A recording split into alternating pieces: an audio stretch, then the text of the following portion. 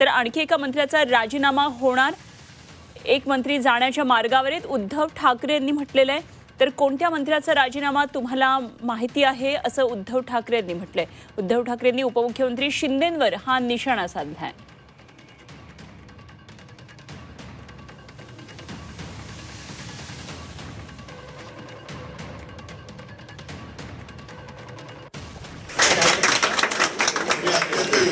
शिवसेनेत मोबाईल खाली गेलं सांगितलं मोबाईल खाली घ्या। भारतीय जनता पक्षातून शिवसेनेत येत आहे आदिवासी समाजाची लोक आपल्याकडे येत आहेत। त्याचं कारण राष्ट्रवादी, त्याचं कारण सध्या जो काही अंधाधुंद कारभार महाराष्ट्रामध्ये आणि देशात चाललेला आहे तो फार भयानक।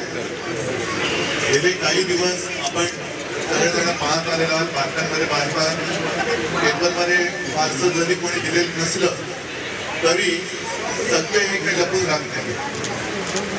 कालच एका मंत्र्याचा राजीनामा झालेला आहे, आणखी एक मंत्री जायच्या वाटेवर आहेत, पण मुख्यमंत्री त्यांना पांघरून घालत आहेत।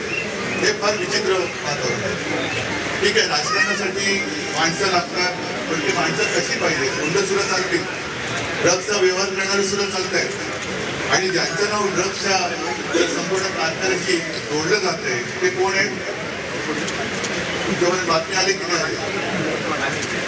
ठाण्याची व्यक्ती आहे, रिक्षावालाचा भाऊ।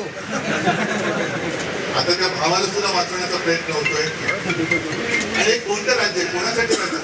जर त्यांच्या गेल्या आपण म्हणजे त्याच्या आधीचं जे काही विधिमंडळाचं अधिवेशन झालं त्या अधिवेशनात डान्सबारचे पुरावे बाहेर काढले, अवैध मार्गाने उत्खनन चालले खाणीचं ते बाहेर काढलं, सगळं पुराव्यानिशी बाहेर काढलं।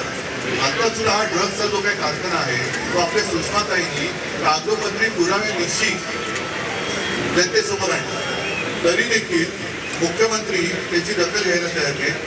गृहमंत्री स्वतःच आहेत, अगदी केंद्रीय मंत्री सुद्धा त्यांच्याकडे सुद्धा आपण हे आता निवेदन देतो आहोत, काय करतात ते बघायचं। आणि मग मी तुम्हाला सगळ्यांना विचारतो, कोणत्याही जातीपाती धर्माचे असाल, आपली मुलं, आपली म्हणजे सगळ्या महाराष्ट्राची मुलं जर नशिल्या पदार्थाच्या आहारी जाणार असतील तरी देखील आपण त्यांना वाचवणाऱ्यांना आणि ते घरी करणाऱ्यांना मत करणार आहोत का, मतदान करणार आहोत का, मत देणार आहोत का, आणि आपल्या मुलाबाळांचं आयुष्य हे त्यांच्या हाती देणार आहोत का, हा ज्याचा त्यांनी विचार करायचा। आणि म्हणून मी आज तुमचं जे काही स्वागत करतो आहे की या कारणासाठी की तुम्ही अत्यंत योग्य वेळेला शिवसेनेत प्रवेश केलेला आहे। तर तुमच्या माध्यमातून सर्वांच्या माध्यमातून अजूनही ज्यांचे डोळे उघडले गेलेले नाहीत त्यांचे डोळे उघडले जातील ही अपेक्षा व्यक्त करतो। तुम्हाला सगळ्यांना शुभेच्छा देतो। धन्यवाद। जय हिंद। साहेब, खूपच लवकर त्यांचे टप्पे आम्ही ठणठण गोपाल करणार आहे। टप्पे खाली करणार आहे, एकाच टप्प्यामध्ये एका मंत्री असणार आणि एका आमदार नसणार।